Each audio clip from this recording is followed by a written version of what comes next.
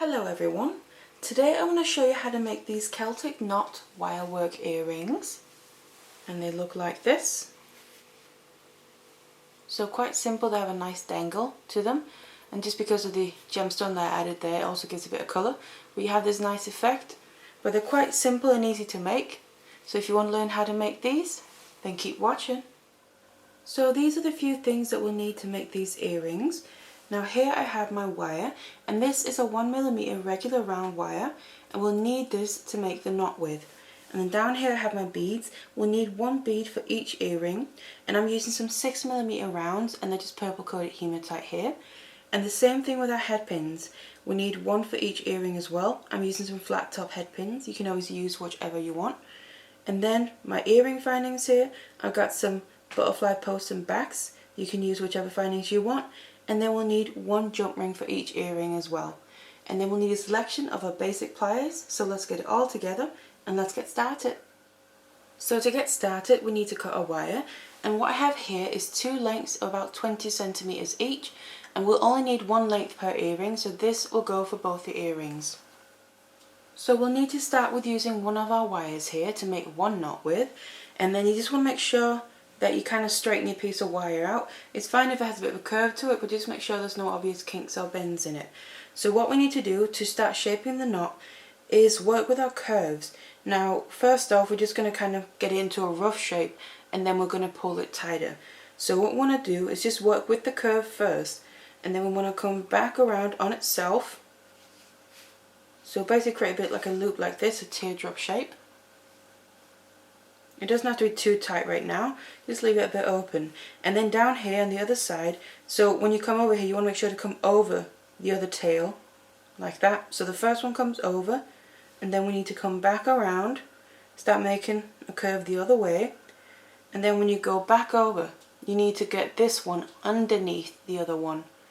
So we have the beginning here, make a loop, come over with your tail, and then come back under the opposite way again.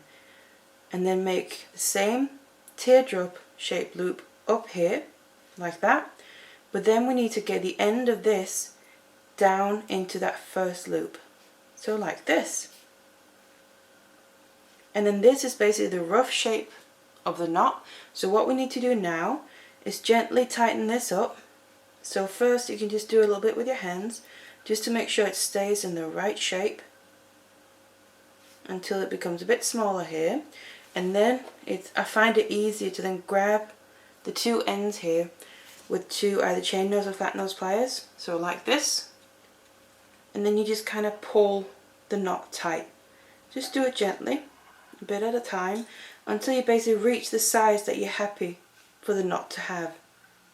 So you can try and get it a bit tighter if you want to, or leave it a bit open, that's up to you. So once you're happy and it's got about this size and shape, this is your final knot.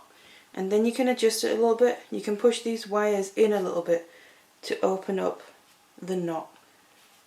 So that's actually the knot itself. So what we need to do is finish off the ends. So the way that I'm going to finish off the ends is by basically doing a wrapped loop on each end, because that's what we're going to be using to then attach both the earring finding and then the gemstone as well, or the bead. So be happy with your knot. If you want to open it a bit, you can press the two tails a bit inwards. It's going to be a bit more of an open knot. And then you want to start on one end. You can always just push it back a bit here, so the knot will hang straight. And then get your chain nose pliers again. Just make sure the tail is nice and straight as well. We don't want any kinks in there. And then you kind of want to decide before you do this, by the way, you just want to decide if you have a side that you prefer that's the front or the back, because you want to then make sure when you do the wrap loop, when we're going to finish off the wire, we need to finish it off towards the back of it. Now it doesn't really matter which you decide to be the front or the back, or the top and the bottom, it's just personal preference really. I prefer for mine to sit like this, so this is going to be the front, this is going to be the top, where my wire is coming out at the back there. So I'm going to work with that, and then put my chain nose pliers in so it lays sideways. I'm getting ready to do a wrap loop.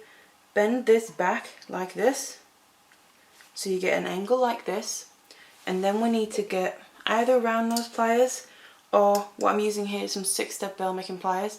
This just makes sure that you get the same size loop every time if you use the same step. If you don't have these and would like them, I'm just going to put a link in the description box below to where you can buy them. I do really use mine a lot for many different things. So I'm going to place these, or your round nose pliers if you're using them, right above that first bend. Bend it back around.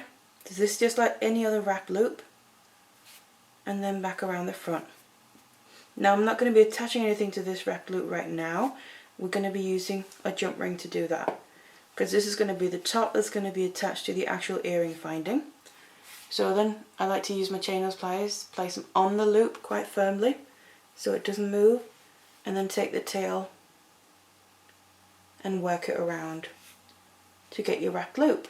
Just filling in the space down until you're not.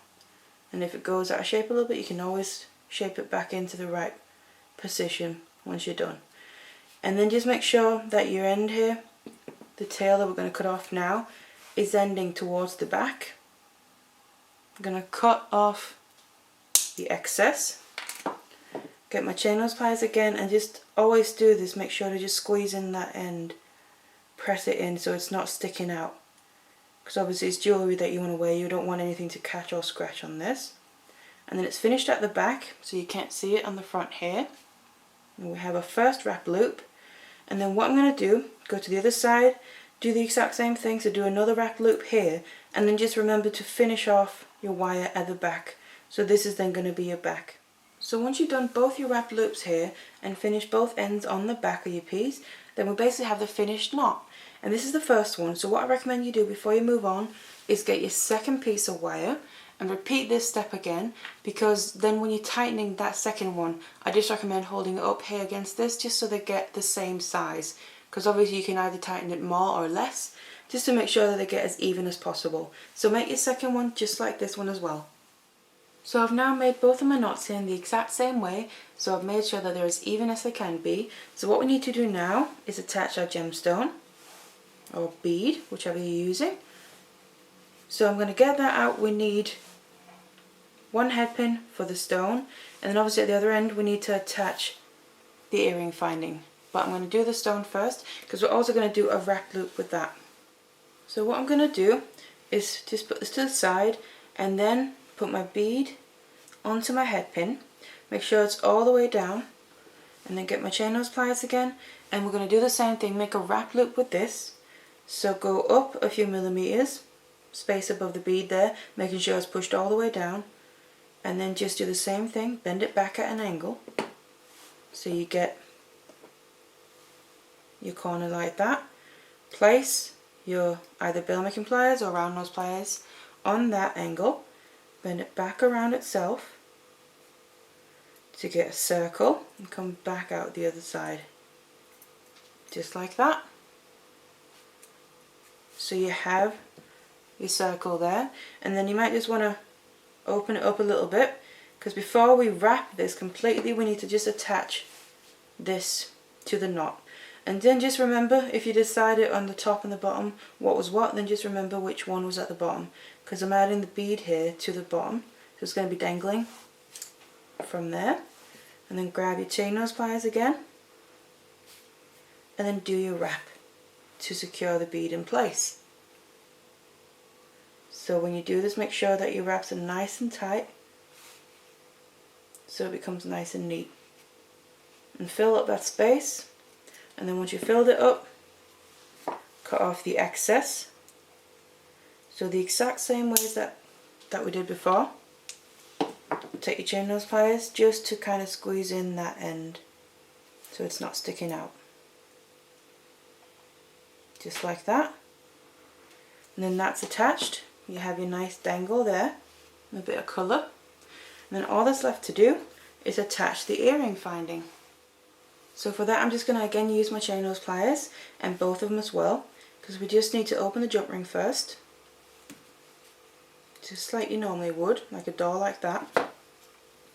And I'm going to then add my knot to this, and then you just want to remember again what was the front and the back if you had a preference. So where you finished your wires off is the back. So just remember that. So it hangs like this, and it's just so you put on the earring finding here in the correct direction. So I know that this side is my front facing towards my pliers, so I'm going to add my earring finding so when it hangs from that, it's facing the right way. So just put this on your jump ring as well, and then close it back up.